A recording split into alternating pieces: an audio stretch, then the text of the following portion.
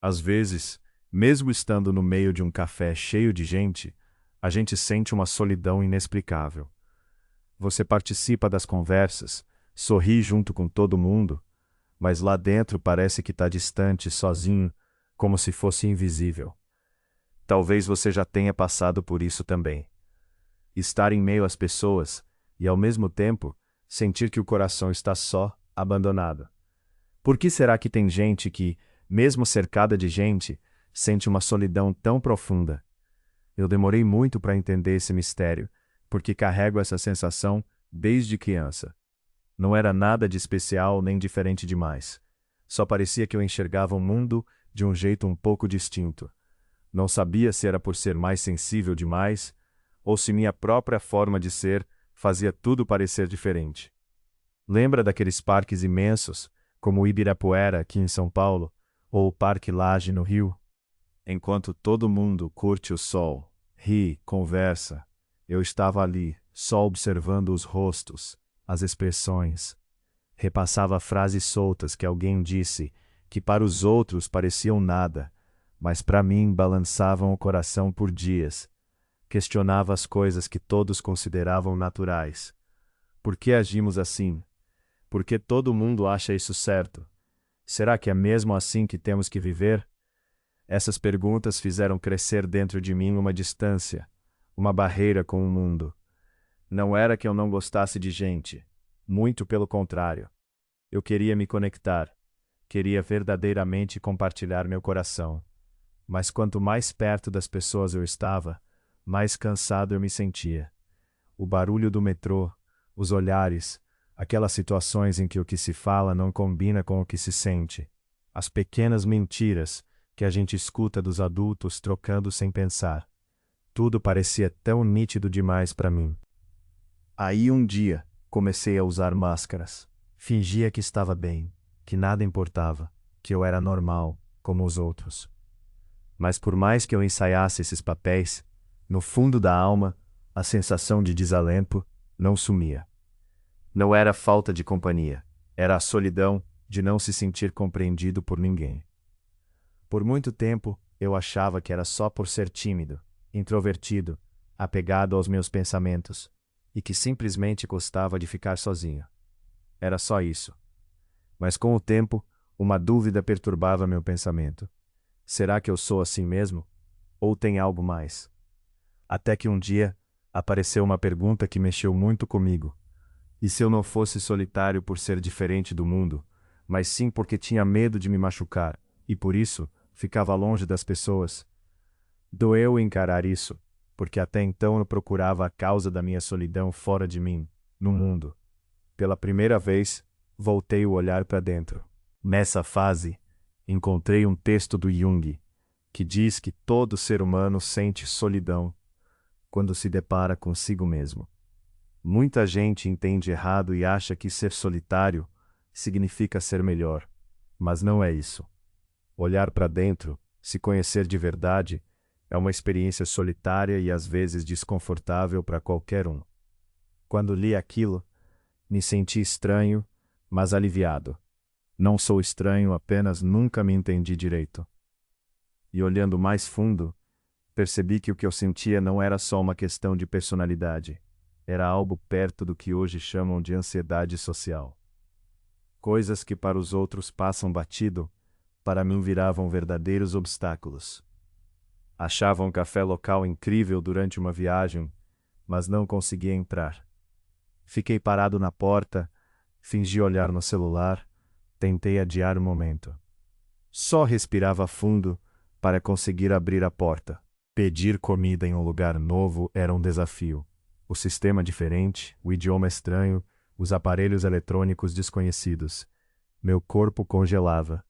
Eu sabia na cabeça que os atendentes nem me prestaram atenção, que meus tropeços nas palavras não iriam virar um problema real. Mas meu coração batia como se todos estivessem olhando, julgando. O que eu fazia o tempo todo era analisar tudo. O olhar dos outros, como falavam as pessoas, as expressões, os silêncios curtos, as pequenas reações.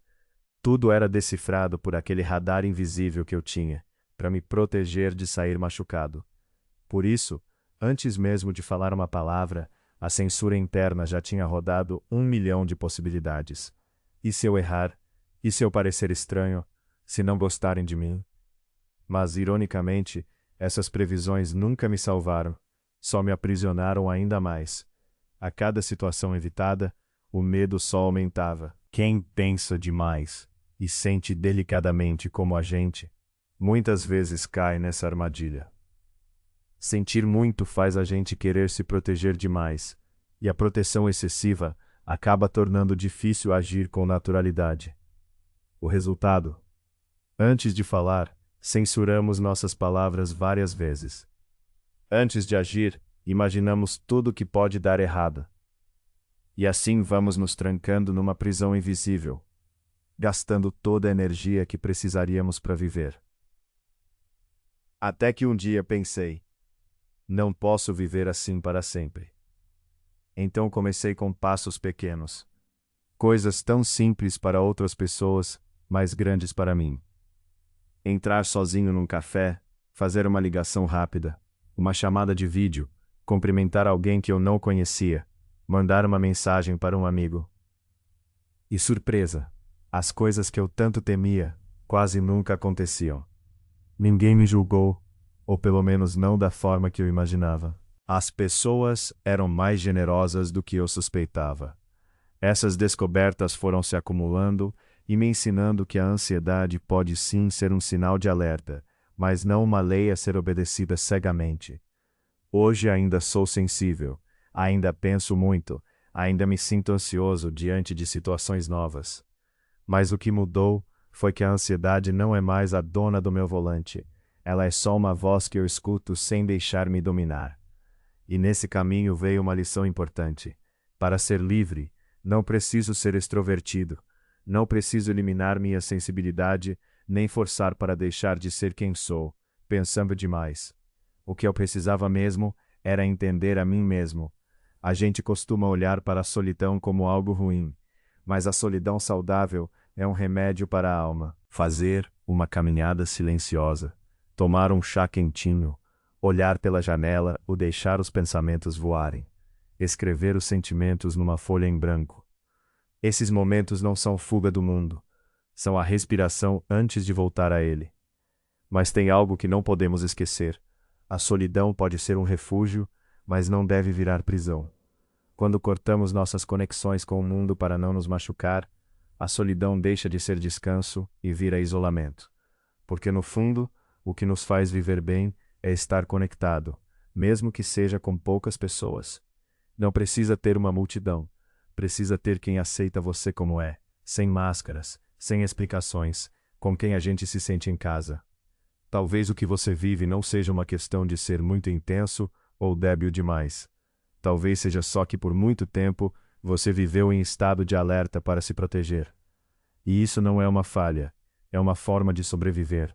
Todo mundo constrói muros para evitar a dor. Só que quando esses muros param de proteger e começam a aprisionar, a gente aprende a baixar a guarda aos poucos. Você não está quebrado.